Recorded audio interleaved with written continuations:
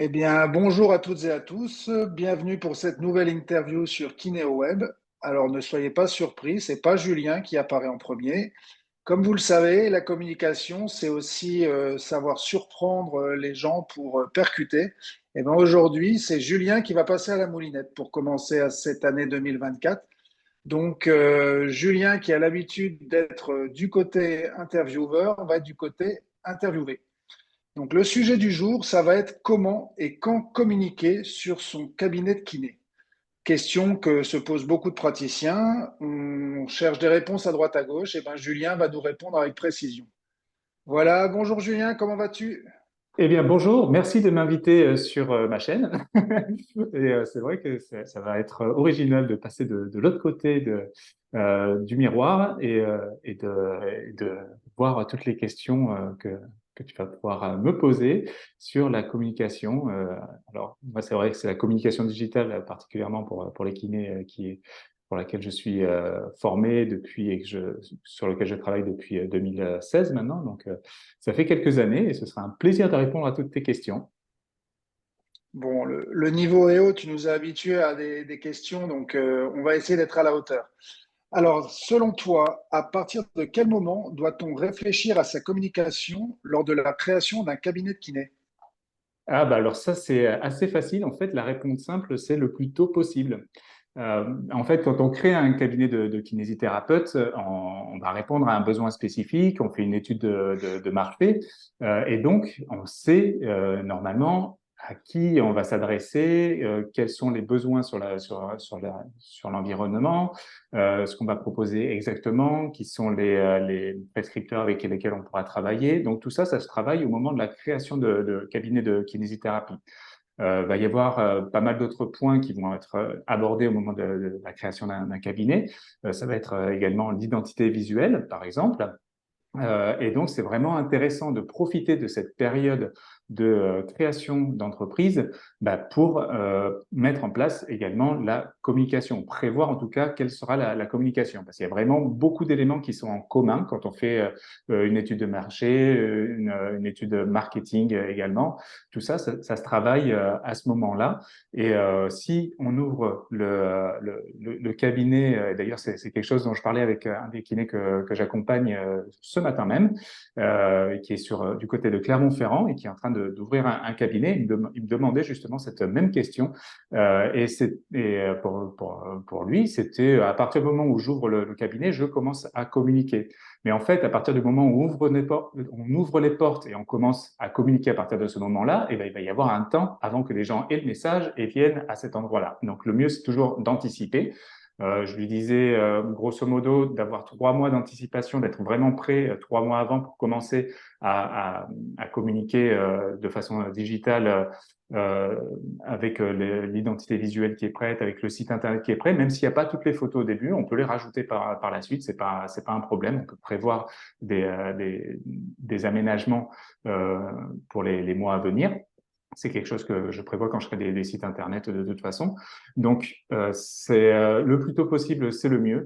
Est-ce qu'une fois que le cabinet est fait, c'est trop tard? Non, c'est pas trop tard. On peut aussi mettre en place une communication digitale à partir du moment où le cabinet est déjà en marche, mais qu'on veut développer certaine pratique, par exemple une certaine patientèle, parce qu'on s'est formé au fur et à mesure des années, parce qu'il y a des choses sur lesquelles on a envie de communiquer en particulier. Donc, c'est possible à tout moment. Et pour être tout à fait honnête, la plupart du temps, c'est le deuxième cas, c'est le cabinet est déjà en route. C'est ce que je trouve le plus souvent. Le cabinet est en route et je vais prendre les codes couleurs, par exemple, du cabinet. Je vais prendre ce qui est déjà existant pour créer la communication digitale du kinésithérapeute. Mais vraiment, dans l'idéal, c'est le plus tôt possible et encore mieux pendant qu'on fait la création de cabinet et qu'on réfléchit à plein d'éléments. Eh bien, en fait, il y a plein de ces éléments-là qui vont être pouvoir repris pour la communication et qui vont même pouvoir être poussés pour l'aménagement du cabinet en soi. Je sais pas comment toi, quand tu accompagnes justement l'ouverture de kinésithérapeutes, tu abordes beaucoup de sujets qui peuvent être utilisés pour la communication. Ben forcément, comme on l'a dit sur plein d'entretiens qu'on a fait ensemble, ce qui était le plus important, c'était le cahier des charges et l'établissement du cahier des charges dans la création d'un cabinet. Et la même idée, c'est d'intervenir le plus tôt possible. Et ben dans ce cahier des charges, il y a clairement la notion de charte graphique. Pourquoi? Parce que ben, c'est là que l'on va retrouver des éléments de décoration dans le cabinet, par exemple. Ça peut aller loin, ça peut aller jusqu'à choisir la couleur du revêtement des tables de kiné par rapport au code couleur qui a été choisi pour être le fil conducteur lors de la création du cabinet. Ça peut être intégrer des logos au niveau des revêtements de sol, logos qui se retrouveront sur le site internet, sur les communications sur les réseaux sociaux. Donc, c'est vraiment la communication pour moi, c'est au sens large. On a à l'image la communication réseaux sociaux et site internet, mais pour moi, c'est plutôt communication, c'est l'ensemble de l'image qui va se dégager du cabinet. On peut pousser le vice sur les tenues des praticiens, d'avoir le logo sur les tenues des praticiens, les codes couleurs, ça peut aller très loin. Donc, oui, je suis tout à fait d'accord avec toi. Il faut que le sujet communication au sens large soit abordé le plus tôt possible dans le projet. D'un autre côté, il y a un sujet, quand on parle de communication, beaucoup de kinés nous disent, mais où se situe la limite entre communication et publicité? Et on sait que là, on rentre dans le champ de ce qui est autorisé et non autorisé. On est quand même un métier qui a un ordre, la majorité des kinés travaillent de manière conventionnée, donc ont un certain devoir par rapport au système de santé français et par rapport à l'ordre. Donc, est-ce que tu pourrais nous préciser, Julien, toi qui as dû bien décortiquer le sujet pour être dans les clous et bien faire les choses, quelle est cette nuance entre publicité et communication et qu'est-ce qu'on a le droit de faire en tant que praticien de santé? Alors, oui, tout à fait. C'est quelque chose qui revient souvent et depuis que j'ai commencé, ça a beaucoup évolué déjà.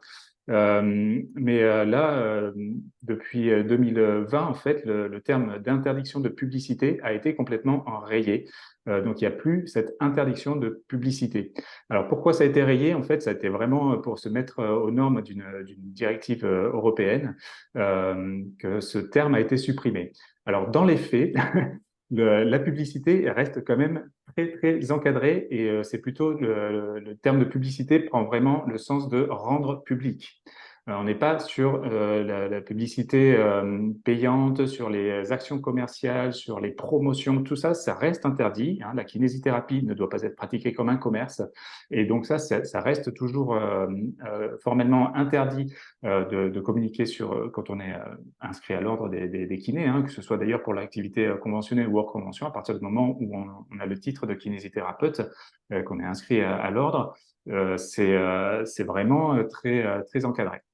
Donc, concrètement, le seul moment où on a le droit de faire de la publicité vraiment active, à contacter les organismes de presse, à faire des interventions un petit peu plus importantes, sans que ce soit non plus une pratique commerciale avec des promotions d'ouverture, de choses comme ça, mais c'est vraiment au moment de l'ouverture du cabinet, justement. Il y a quand même une possibilité de vraiment communiquer de façon très poussée au moment de l'ouverture ou au moment de grandes restructurations sur un cabinet éventuellement.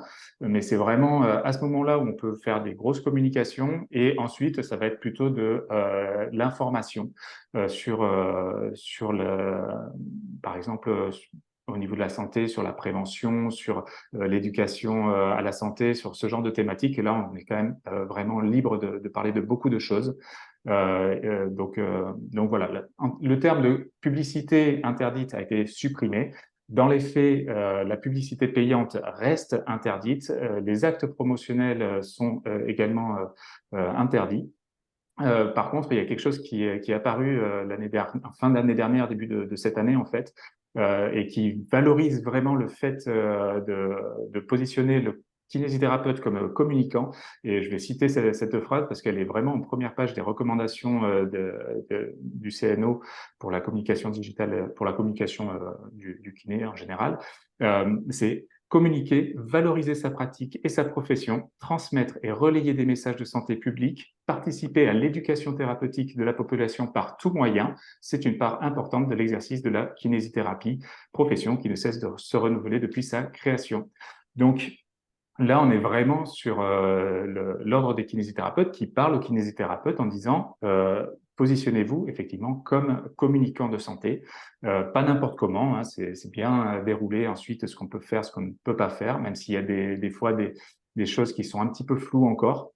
Donc, c'est pour ça que j'invite toujours à contacter le CDO, parce qu'en plus d'un CDO à l'autre, les réponses peuvent être un petit peu différentes. Donc, il vaut mieux demander directement à son CDO local de savoir, je souhaite faire ça, je mets ça en place, j'ai vu dans les textes que ce serait autorisé. Est-ce que vous pouvez bien me valider que c'est autorisé? Si ça ne l'est pas de cette façon-là, de quelle façon ça peut l'être? Toujours avoir une question un petit peu ouverte. Et des fois, on a des réponses qui sont assez rapides des CDO. Et des fois, ils ne savent pas trop non plus. Donc ben, on s'appuie sur les textes comme on les comprend aussi. Donc, c'est la partie un petit peu plus délicate quand on n'a pas de réponse directe de son CDO. Donc voilà, bah pour résumer, donc l'interdiction de publicité, le terme a été rayé. Dans les faits, la publicité payante est interdite. Les offres moins 15% sous l'ouverture du cabinet, c'est interdit. Les flyers dans tous les sens, c'est interdit. On peut faire des affichages, mais c'est de façon très raisonnée. Et après, tout ce qui est communication sur la santé, sur bah, les prestations du kinésithérapeute, voilà, même s'il y a des termes qui sont aussi réglementés en termes de spécificité d'exercice, par exemple, il y en a 17 qui ont été reconnus. Tout ça, c'est réglementé, mais il y a vraiment beaucoup de choses maintenant qu'on peut faire. Et il y a même le terme d'influenceur qui est apparu dans les recommandations du CNO, et qui est tout à fait reconnu. Et je pense que c'est aussi beaucoup grâce à leur travail que ça a évolué. Donc voilà, j'espère que ça répond à la question. Oui, je te rejoins. Je pense que ce qu'attend l'ordre de manière générale, c'est une mise en valeur de notre profession. Et quand on mettra, si on est vraiment dans la notion de mise en valeur du métier de kinésithérapeute, de tout ce que peut apporter le métier de kinésithérapeute, et sera sous-jacent à ça le fait que ben on est kiné, donc on a ces compétences-là, ce sera forcément bien vu dans la mesure où on met en valeur le métier. Maintenant, je te rejoins, on sait comment évolue la société, on sait que les gens sont de plus en plus procéduriers, donc je pense que c'est une très bonne idée quand on a une idée de communication. Alors on va pas toquer à la porte du comité départemental de l'ordre des kinés pour chaque petite communication qu'on va faire, mais si on a une idée un peu originale ou si on sort un petit peu de ce qui se fait habituellement, je pense qu'il est préférable effectivement de se tourner vers l'ordre. C'est à ça que sert notre ordre aussi. Parce que ben, l'ordre se base sur des textes et comme on le sait, ben, les textes, c'est aussi source à interprétation. Donc, une personne qui lit un texte ne l'interprétera pas forcément de la même façon qu'une autre personne et au moins d'avoir tout simplement d'avoir fait la démarche d'être allé vers l'ordre pour avoir l'information, ça permettra de se couvrir. Et on est quand même dans un domaine où il faut essayer de se couvrir au maximum à l'heure actuelle. Tout à fait. D'ailleurs, je voulais préciser, contacter l'ordre, c'est plutôt par écrit pour avoir un retour. Et moi, j'étais vraiment très agréablement surpris à de nombreux retours de l'ordre des kinésithérapeutes départementaux que j'ai pu contacter, où ils étaient vraiment ravis qu'on les contacte pour ce genre de sujet-là, parce que il y en a, ils se rendaient compte qu'il y avait beaucoup de kinésithérapeutes qui faisaient un petit peu sans demander en fait, et le fait de simplement demander, de dire ah ben très bien, je prends en considération que vous êtes attentif à respecter la déontologie et ça permet de se couvrir. Toujours par écrit, par contre, c'est quand même mieux. Ça c'est important. Oui, et puis ben, l'ordre, ils ont souvent l'habitude d'être contactés quand il y a des soucis, mais c'est bien aussi les gens qui sont à l'ordre, ce sont aussi des praticiens, ben, qui sont passionnés par leur métier et communiquer sur la mise en valeur du métier et pas seulement quand il y a des soucis, c'est aussi une mise en valeur de l'ordre. Donc, je pense que c'est important d'être en relation avec nos interlocuteurs ordinaux.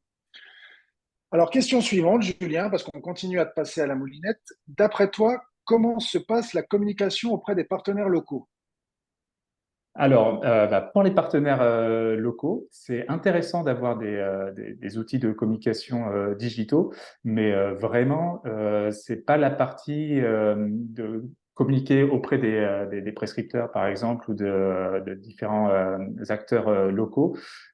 C'est pas vraiment la partie sur laquelle moi je suis très actif. Moi, je m'occupe vraiment de la partie référencement, de la partie comment on communique sur Internet. Pour tout ce qui est des questions d'ordre local, je pense que tu es beaucoup plus euh, pertinent que moi, donc je vais te retourner la question. Et je sais que tu travailles aussi avec des partenaires qui sont vraiment experts sur le domaine. Donc là, je te laisse répondre à cette partie-là et je te retourne la question avec grand plaisir. Bon, ben, on continue la partie de ping-pong alors. Ok.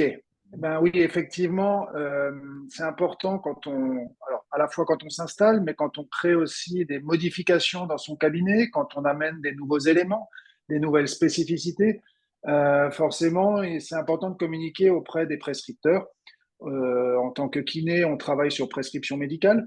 Les relations avec nos prescripteurs, que sont les médecins, que ce soit les médecins généralistes, les médecins spécialistes, les chirurgiens, je crois ça évolue super bien. C'est fini l'époque d'un côté du médecin et de l'autre côté du kiné. Et puis le kiné, c'est la petite main du médecin. Je crois qu'heureusement maintenant, la nouvelle génération de médecins a compris que c'est un travail en équipe et que si on veut, l'acteur essentiel, c'est le patient. Celui qui est au milieu de tout ça, c'est le patient. Notre objectif, c'est de faire ce qu'il y a de mieux pour les patients. Et donc, c'est un travail d'équipe entre le prescripteur et le kiné. Et donc, c'est important de communiquer avec nos prescripteurs parce que souvent, ils avaient l'image que le kiné, il a plein de jouets et puis, contacter un médecin pour lui dire, voilà, j'ai investi dans telle nouvelle technologie, ça va pas forcément l'impacter. Par contre, de lui proposer de venir au cabinet, de lui proposer de lui présenter le produit pour qu'il ait une vraie sensibilité, ça peut être intéressant. Alors, on a différentes relations avec les prescripteurs. Il y a forcément des prescripteurs avec qui on est plus ou moins proche. Mais de manière générale, de leur proposer de venir au cabinet pour voir les choses, ça peut être intéressant. Alors, pas forcément organiser une soirée de présentation, entre guillemets, avec tous les prescripteurs, mais plutôt il faut être pertinent et bien viser les prescripteurs privilégiés avec qui on travaille. Ça peut être les prescripteurs de notre arrondissement, ça peut être si on a une spécificité dans différents domaines, par exemple sur la rééducation du plancher pelvien, plutôt orienter ça vers les prescripteurs spécifiques et leur proposer une rencontre. Je pense que c'est important de communiquer comme ça. Alors oui, ça peut faire le job d'envoyer le petit flyer par voie postale. Je pense pas les mails, je pense pas que ce soit une bonne solution parce que c'est noyé au milieu de tout ce qui arrive. Je crois beaucoup à cette vieille valeur du papier. Je pense qu'ouvrir une enveloppe sur des sujets comme ça, c'est important parce qu'ils prennent le temps au moins de l'ouvrir l'enveloppe et ça peut faire tilt alors que le mail il va passer aux oubliettes et ou décrocher son téléphone. Mais bon, souvent on est tous très pris, on est dans nos consultations, on n'a pas forcément du temps à accorder à ça. Donc un petit courrier pour présenter la nouvelle technologie, pour présenter la nouvelle formation qu'on a fait, la nouvelle spécificité et proposer un échange sur le sujet. Je pense que c'est un bon moyen de se faire connaître parce qu'après, on est tous dans un rythme effréné parce qu'on a beaucoup de travail dans notre domaine et ils peuvent très bien être sensibles à une technique que l'on pratique et puis c'est pas forcément un automatisme dans leur prescription de faire appel à cette spécificité que l'on a. Donc vraiment de les sensibiliser en ayant une discussion, je pense que c'est l'élément qui est important. Ouais, je te rejoins tout à fait sur tout ça. Et comme tu disais, ce qui est important, ben, c'est d'être vraiment ciblé sur ce qui nous passionne vraiment en tant que kiné, de dire, voilà, moi, je me suis formé à ça parce que ça me passionne je peux apporter vraiment des solutions très importantes sur ça et d'aller voir si c'est la maxillofaciale, par exemple, d'aller voir les orthodontistes, éventuellement les orthophonistes d'ailleurs, j'allais dire orthophonistes, mais c'était voilà, bien cibler plutôt que de passer du temps à vouloir communiquer avec tout le monde. De dire, OK, c'est surtout ça, et de bien cibler les personnes au niveau local qui peuvent aider. Et c'est vrai que moi-même, sur la communication digitale, c'est exactement cette démarche-là aussi, d'être vraiment très spécifique sur les personnes à qui on s'adresse et comment on s'adresse à ces personnes-là. Je te rejoins tout à fait sur, sur la partie locale et de se déplacer ou d'envoyer un courrier. C'est sûr que c'est devenu très original et ça impacte. Ouais. Et donc, dans les différentes visios que tu as pu proposer ou dans les différentes interviews, euh, tu parles souvent de la notion d'écosystème de communication digitale. Alors, écosystème de communication digitale, ça peut être un terme qui fait peur. Qu'est-ce que toi tu entends dans ce terme-là et qu'est-ce que ça veut dire pour toi? Ben, en fait, un écosystème de communication digitale, c'est vraiment l'organisation de sa communication digitale. C'est comment on l'organise. Si on n'a pas cette organisation, s'il n'y a pas de sens dans ce qu'on fait, s'il n'y a pas cette organisation-là, ben, en fait, ça va partir dans tous les sens justement, et on va perdre du temps, on va perdre de l'énergie, et ce ne sera pas forcément très efficace. Ce qui amène à un écosystème, une organisation de communication, c'est de l'efficacité justement, c'est de dire je fais ça parce que ça entraîne ça, ça et ça. Je sais exactement ce que je fais, pourquoi je le fais et où je vais également. Donc ça, c'est quelque chose qui est très important. Sur l'écosystème que je mets en valeur, il y a vraiment quelques piliers à bien comprendre. J'ai fait un e-book sur ça, je fais un e-learning sur ça qui est accessible également régulièrement. Je fais un accompagnement qui est beaucoup plus poussé où je remets une couche sur ça. Les piliers, c'est vraiment déjà son nom de domaine, parce que c'est la seule chose qui nous appartienne vraiment sur Internet. Les réseaux sociaux ne nous appartiennent pas. Tous les outils, les agendas en ligne qu'on peut utiliser, ça ne nous appartient pas. La seule chose vraiment qui nous appartient sur Internet, c'est julienchantre.fr. Ça, si j'achète ce nom de domaine-là, il m'appartient, il est à moi. Je travaille mon référencement dessus. Le référencement, il se fait sur julienchantre.fr. Ça m'appartient, ça se fait avec le temps, ça se travaille sur du long terme aussi. On peut faire des actions pour que ce soit plus rapide au début, mais c'est quand même quelque chose qui va durer très longtemps. Tant que Internet existe, ça devrait continuer à exister encore quelques années. C'est vraiment quelque chose sur lequel demain on me pirate mon site, ben, c'est pas grave parce que le nom de domaine est inscrit, il a déjà tout un référencement qui est fait dessus. Je refais mon site à côté. Je travaille avec un webmaster, ça me convient plus, je change de webmaster. J'ai déjà eu le cas d'un kiné qui était chez un autre prestataire et qui a décidé de changer de prestataire. Et puis voilà, il est venu avec moi, m'a récupéré le nom de domaine sur la base d'hébergement pour son site internet. On a retravaillé son site internet, sa communication et le référencement qui existait déjà, qui avait déjà été fait, bah, il a continué, il s'est amélioré sur les termes qu'il voulait vraiment travailler. Donc ça, c'est vraiment le pilier de base. Derrière ça, on peut avoir une base de données éventuellement avec des contacts de personnes, hein, un agenda, un annuaire plutôt, je veux dire, avec les contacts des personnes. Et un autre pilier que j'utilise beaucoup, bah, c'est les réseaux sociaux parce que ce sont des antennes relais.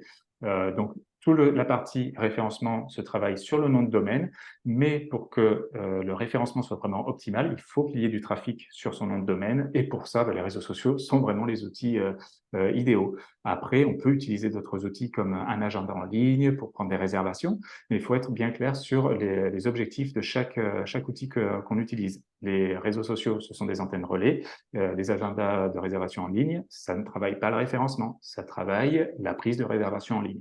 Donc ça, c'est hyper important d'être bien au clair sur pourquoi on utilise les outils et quelles sont leurs finalités. Parce qu'à partir de là, on pourra dire, ben, cet agenda en ligne ne me correspond plus, il a trop augmenté ses tarifs, par exemple, je change de prestataire d'agenda en ligne, il n'y a pas de souci, c'est possible. Je ne dépends pas de lui pour être référencé sur Internet.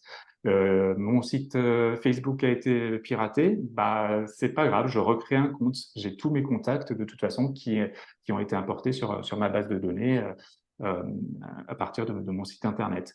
Donc voilà, ça permet vraiment de remettre chaque outil à sa place, de gagner en autonomie. Et et voilà. Donc c'est vraiment ça l'écosystème, c'est comment j'organise ma communication, quels outils je vais utiliser et à quoi sert chaque outil. Je vois beaucoup de kinésithérapeutes et d'ostéopathes, d'ailleurs, beaucoup de professionnels en général qui ont une activité locale, qui ont un compte Instagram et derrière un lien Doctolib. Ben là, c'est vraiment un écosystème euh, complètement dépendant de ces solutions-là. Si demain le compte Instagram est fermé, bah, il va falloir voir comment on récupère les personnes, son référencement. Quand on fait une publication sur Instagram, au bout de 24 heures, elle est partie dans les nuages déjà. On la voit plus au bout d'une semaine. C'est très difficile d'avoir ça. Quand on travaille son référencement sur son nom de domaine, par contre, plus le temps passe, plus le référencement est bon. Donc, sur une recherche Google, au début, on recherche kiné maxillofacial à Lyon. Eh ben, au tout début, on n'apparaît pas. Et puis, au bout de 3 mois, on commence à apparaître dans la première page. Et puis, au bout de 6 mois, on est tout en haut des résultats. Et ça dure après. Tant qu'on fait un minimum d'entretien sur son site internet, qu'on montre qu'il est actif, c'est pas non plus être tous les jours dessus, contrairement aux réseaux sociaux justement, mais ça va, il n'y a pas de raison que ça change. Donc voilà, l'écosystème, c'est comment on organise sa communication digitale. Ok. Ça s'éclaircit un petit peu. On commence à voir les choses, c'est pas mal. Alors, autre sujet, moi enfin autre sujet, on reste sur la communication, mais pour pas mal échanger avec des confrères, soit lors de formations que je donne ou lors d'accompagnement via Impulsio, on se rend compte que de manière générale, les kinés sont très pris, les agendas sont remplis, et malgré ça, communiquer sur Internet, c'est quelque chose qui est important. Beaucoup de kinés aiment cette notion de communication, mais communiquer sur Internet, vu que ça prend du temps et que les kinés n'ont pas beaucoup de temps, comment est-ce qu'on peut optimiser tout ça? Comment est-ce que toi, tu vois les choses? Alors, c'est vrai qu'il y a beaucoup de kinés qui n'aiment pas déjà forcément les réseaux sociaux, tout ce qui est informatique, simplement aussi. Hein. Des fois, certaines personnes n'aiment pas ça, ne sont pas à l'aise avec les outils. Et d'autres, par contre, sont vraiment passionnés par ça. Ils adorent faire des petites vidéos pour montrer des exercices à leurs patients. Ils sont très à l'aise avec ces technologies. Donc, c'est ce qui est quand même commun à tous les kinés, bah, c'est de transmettre des informations, d'éduquer les patients à la santé, à être en meilleure santé, à se sentir mieux dans son corps et aussi dans sa tête pour le coup, puisque les deux sont quand même assez liés. Donc ça, c'est quelque chose qui est assez commun chez tous les kinés, cet amour de transmettre comment prendre soin de soi suite à un accident, suite à un accouchement, suite à ce qui passionne le kiné vraiment au plus profond de son être. Euh, Après, pour ce qui est de l'utilisation des outils, de comment on organise la communication, il y en a qui ont des goûts pour ça et d'autres pas. Alors ça, c'est quelque chose que j'ai bien compris. C'est pour ça que je propose plusieurs solutions. Déjà, il y a un e-learning que j'ai créé l'année dernière qui permet déjà d'avoir une compréhension de comment de ce qu'on peut faire déjà, parce qu'il y a 4 parties sur ce e-learning. Hein. Il y a la partie déontologie, il y a la partie activité conventionnée, hors convention, ce que c'est l'activité mixte, ce qui est le cumul d'activités également. Ça, c'est la deuxième partie, avec pas mal d'interviews inspirantes pour le coup. Je réutilise aussi les interviews que j'ai pu faire. La troisième partie, ça va être vraiment sur la partie écosystème de communication, justement, dont on vient de parler. Et la dernière partie, c'est l'importance de la e-réputation. Donc ça permet d'avoir une bonne compréhension, d'avoir des outils également en main, d'avoir des documents officiels aussi pour la partie déontologie en main et de pouvoir avancer de façon autonome. Après ça, je me suis rendu compte qu'il y avait quand même beaucoup de kinés qui avaient besoin d'un accompagnement un petit peu plus poussé, qui avaient des problématiques vraiment spécifiques, parce que le e-learning reste forcément un petit peu général, même si c'est ciblé pour les kinésithérapeutes. Il y a tellement de spécificités d'exercice et de possibilités que ça reste général. Et pour des problématiques vraiment spécifiques, il y a un accompagnement qui est possible également. Et pour ceux qui sont vraiment pas à l'aise avec la technologie, la création de sites internet, l'identité visuelle, bah, je propose également toute cette partie-là de création. Et il y a également, pour booster le référencement, la partie rédaction d'articles que je fais également avec le relais directement sur les réseaux sociaux.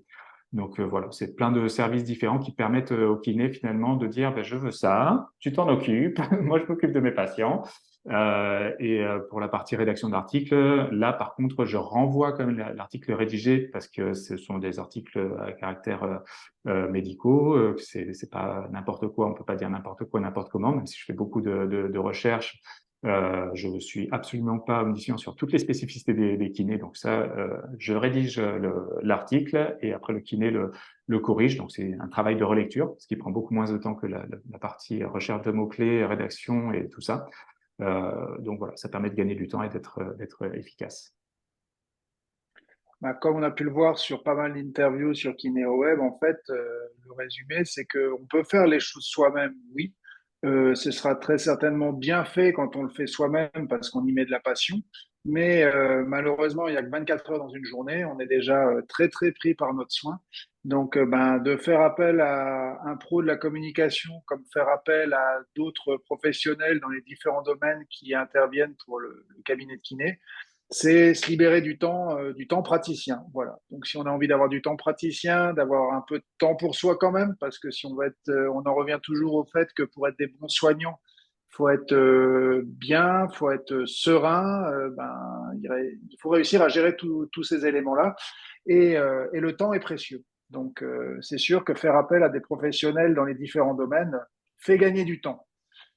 Alors maintenant, pour finir cette petite interview originale que l'on a inversée, là, c'est une question plus perso et c'est une curiosité. Vu que toi, tu n'es pas kiné à la base, mais que tu connais quand même particulièrement bien notre profession, à côtoyer les kinés depuis longtemps, à beaucoup te documenter sur notre profession pour être au top dans les communications, j'aimerais avoir ton avis très perso sur ta façon de voir l'avenir de la kinésithérapie en tant qu'observateur et en tant que témoin de tout ce que tu peux voir à travers les kinés que tu accompagnes.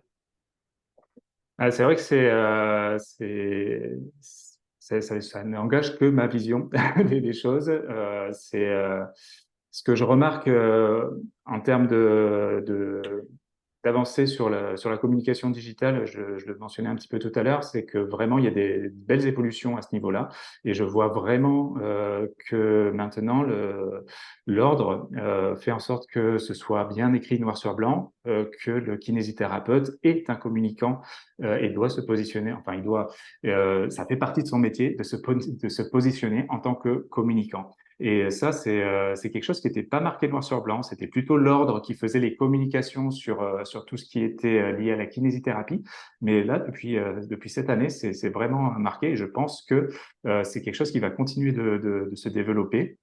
On l'a vu pendant la période du Covid, où il y a eu beaucoup de kinés qui ont pris le temps de communiquer, et je pense que ça a beaucoup libéré aussi de choses, de se dire, ah ben finalement, ça se passe bien, et en plus, ça apporte vraiment une plus-value, et ça valorise la profession, et ça met en avant la richesse de ce métier, la diversité, parce que pour le commun des mortels, la kinésithérapie, c'est bah, je me suis fait mal, je vais là-bas, ou j'ai accouché, je vais là-bas. Et puis voilà, ça reste très limité, mais c'est tellement riche et tellement vaste que je pense qu'il y a vraiment de quoi communiquer et se positionner fortement en tant que communicant sur ça. Donc ça, je le vois venir de plus en plus. Après, ce que je vois également venir, c'est la diversification de l'activité des kinésithérapeutes qui se positionnent aussi en dehors de la nomenclature avec une activité mixte.